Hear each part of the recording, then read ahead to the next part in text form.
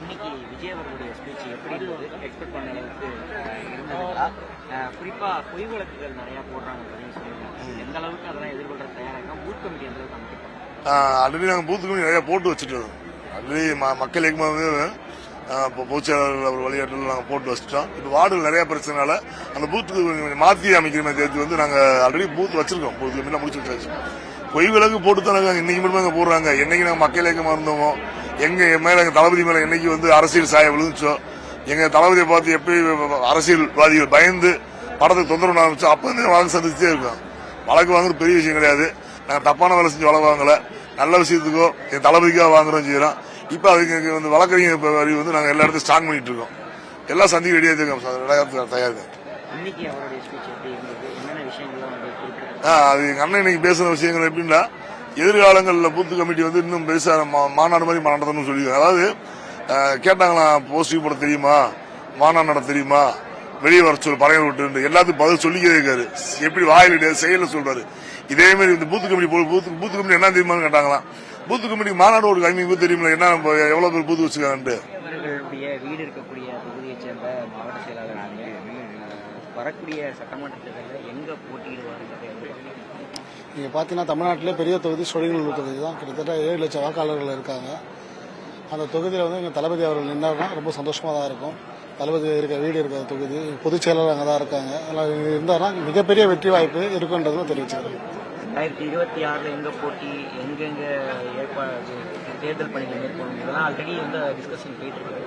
அவருடைய மனநிலையில் தற்போது என்ன இருக்கு? எங்கள் தலைவர் வந்து கண்டிப்பாக 230ஆம் தொகுதி எங்கெல்லாம் எங்கள் தலைவர் ஜெயிக்க போறாரு, அது வந்து உறுதி.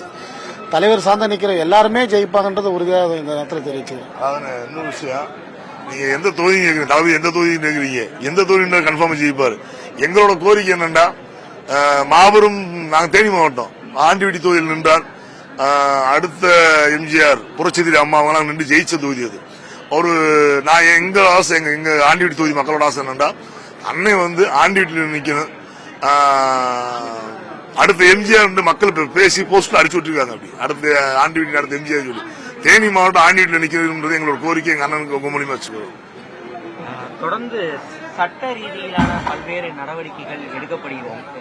அப்படி இருக்கக்கூடிய பட்சத்தில் உங்க தொண்டர்களுக்கு இருக்கக்கூடிய அந்த பிரச்சனைகளை எதிர்கொள்ள எந்த அளவுக்கு தயாராக? பெரும்பாலும் நீங்க பாத்தீங்கன்னா நாங்கள் கொடியேற்றத்துக்கு வந்து ஒரு கம்பம் வைக்கணும் பர்மிஷன் தரமாட்டேன்றாங்க. ரெண்டாவது பாத்தீங்கன்னா ஒரு திருமணத்திற்கு ஒரு கட்சியோட தொண்டனோட பேனர் வைக்க ஒரு கொடிக்கம்பம் வைக்கிறதுக்கு பர்மிஷன் தரமாட்டேன்றாங்க. அந்த வழியாக ஏதோ ஒரு அமைச்சர் போனாருன்னு வச்சுக்கோங்க, உடனே அந்த கொடிக்கம்பம் எடுன்ற அளவுக்கு ஒரு அச்சுறுத்தல் வருது. அதையும் மீறி தான் நாங்கள் எங்களால் கட்சியை ரன் பண்ணிட்டு இருக்கோம். இருந்தாலும் எல்லாருக்கும் ஒரே மாதிரி பார்க்கணும். அரசாங்கன்றது எல்லாருக்கும் பொதுவான ஒரு விஷயம். எல்லாம் மக்களால் தேர்ந்தெடுப்பது அரசாங்கம். அந்த அரசாங்கம் வந்து ஒரு தலைபட்சமாக வந்து பார்க்கும்போது ரொம்ப கஷ்டமாக தான் இருக்கு. இனி வருங்காலங்களில் அது வந்து மாற்றிக்கணும். நீங்க பார்த்தீங்கன்னா மார்ச் 1 முதல்வர் அவர்களுக்கு பிறந்த நாள். இப்பயே பேனர் வைக்கிறாங்க, வழி நடுக்க வச்சுட்டு இருக்காங்க. நாங்கள் வைக்கிற பேனர்லாம் கீச்சு வச்சிருக்காங்க. இப்போ பேனர் எடுக்க சொல்லிடுவாங்க. இந்த நிகழ்வுக்கு இப்போ தலைவர் வந்து போனதுக்கப்புறம் பேனர் எடுத்துருவோம் நாங்கள். ஆனால் மார்ச் 1க்கு இன்னும் 10 நாள் இருக்கு. அதுக்கே இப்பயே பேனர் வைக்கிறாங்க. அதுக்கு வந்து அரசாங்கம் வந்து பதில் சொல்ல மாட்டேங்குது. அவங்களுக்கு ஒரு நாள் எங்களுக்கு ஒரு நாள். அதான் எங்க தலைவர் பாசிசமா நல்லா உண்மைதான் அது. செய்திகளை உடனுக்குடன் தெரிந்து கொள்ள உடனே சப்ஸ்கிரைப் பண்ணுங்க.